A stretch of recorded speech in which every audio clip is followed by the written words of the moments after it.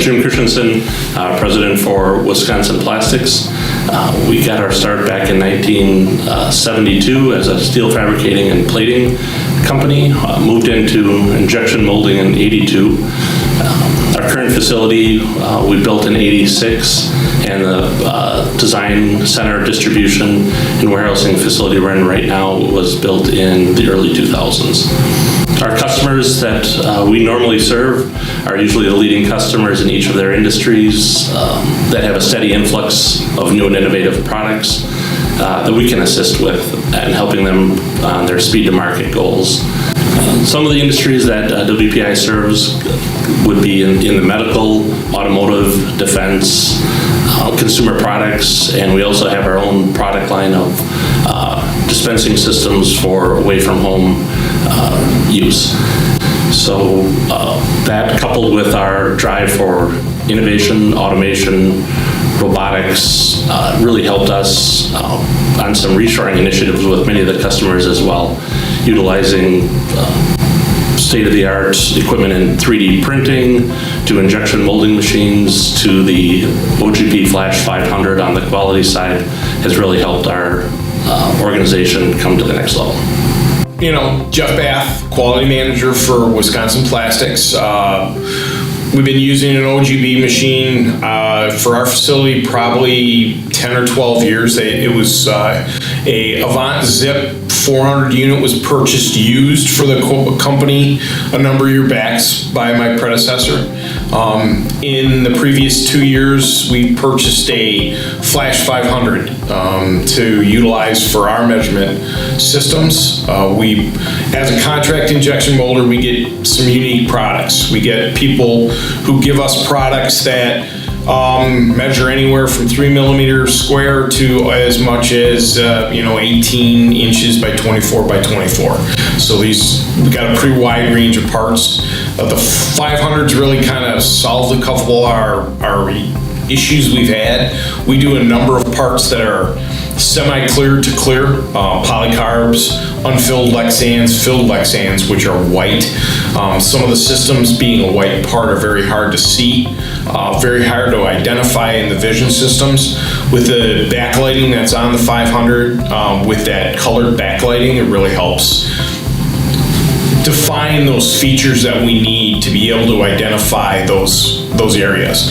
The laser helps us do some nuanced measurements for flatness, and we've got some parts where we're talking flatnesses of 10,000ths or less.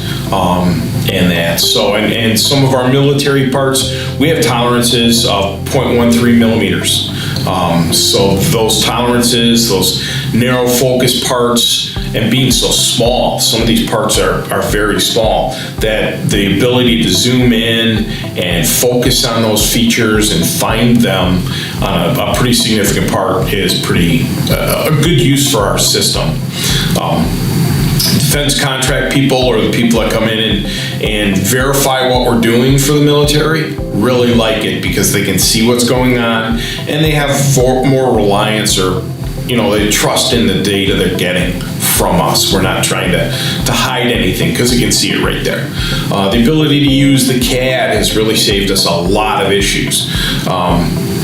Customers aren't always perfect, but we're able to give them saying, hey, based on your print, you show picking these features at these locations.